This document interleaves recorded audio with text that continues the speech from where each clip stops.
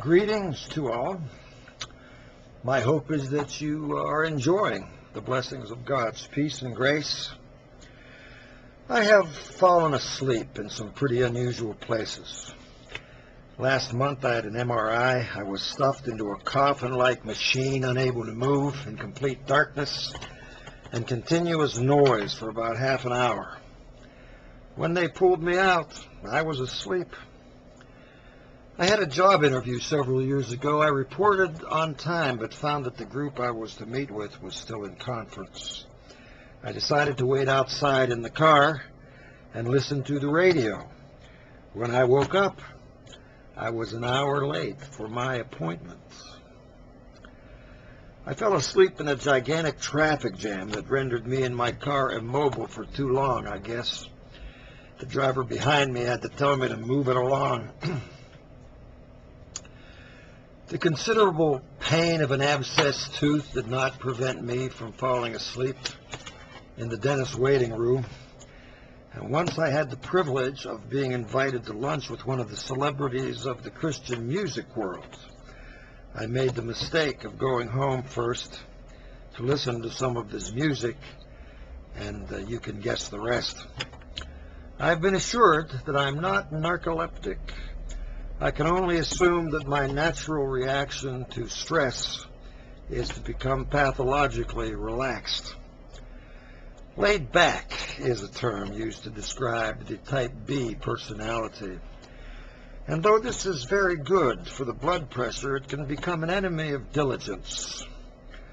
While the Bible discourages worry and fear and assures us that one day's trouble is enough for one day, it's also quite explicit about being diligent. We are told to be on guard against the devil, who prowls about as a roaring lion seeking whom he may destroy. Sleepers are encouraged to wake, that the light of Christ might shine upon them. And Jesus tells us that the servant who is found asleep at the master's return will be cast out into the darkness, where there will be weeping and wailing and gnashing of teeth. Could you not stay awake with me 1 hour? Our salvation is a precious thing that requires our proactivity for its nourishment and preservation. The Scripture tells us to work it out with fear and trembling. We can squander a beautiful thing not just by being evil, but by being lackadaisical, not having the proper respect for things that can harm us spiritually. We think that we can handle things as they happen, hover on the edge of temptation, and even have a perverse sense of adventure as we duel with demons whose strength we can't possibly appreciate until it's too late. Most of all, we type Bs resent any insistence on preventive worrying. We are the grasshoppers who will worry about winter when it comes and scoff at the ant who labors to protect himself against the unseen. At this point, I would like to invite the women among us to quit watching. Further watching by the female gender can only result in disturbing mental images and profound misunderstandings and a complete lack of respect for me. If you continue to watch, any resultant anger will be your own fault, and I will be unresponsive to any criticisms.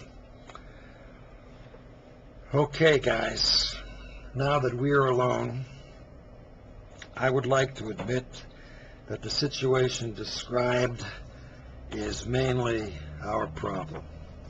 I know that I'm generalizing and that there is anecdotal evidence to the contrary, but most women are hyper-diligent in terms of safeguarding almost everything. It is their nature to fear the worst outcome, to protect themselves from everything, sometimes even things that don't exist. Women are constantly visiting the doctor. Do we ever go? Women value the gift of hearth and home sincerely. Do we? We say we do, but usually not enough to put any energy into it. And so women are stuck with the planning and the execution of family functions, while men are content to grace the event with their presence. Adventure is not the strong suit of women. If exploration of the great unknown was left up to women, we'd all be still living in what would now be the substantial suburbs of Plymouth Rock.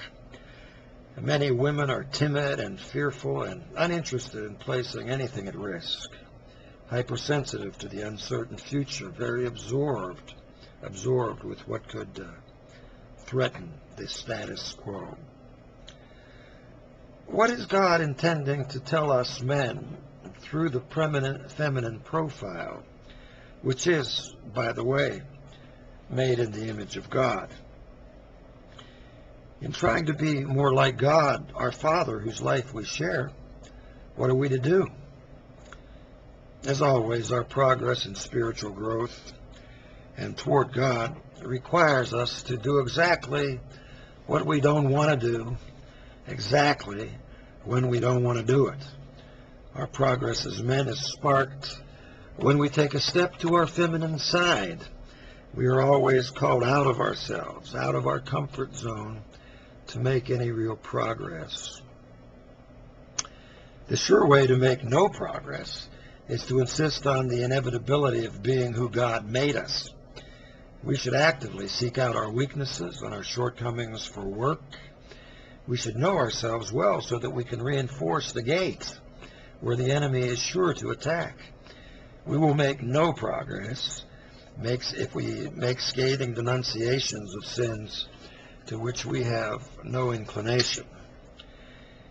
If Satan is on the prowl for the purpose of destruction, then we too must be diligent for virtue and awake to danger. Awake. That's something I got to work on. God's blessings.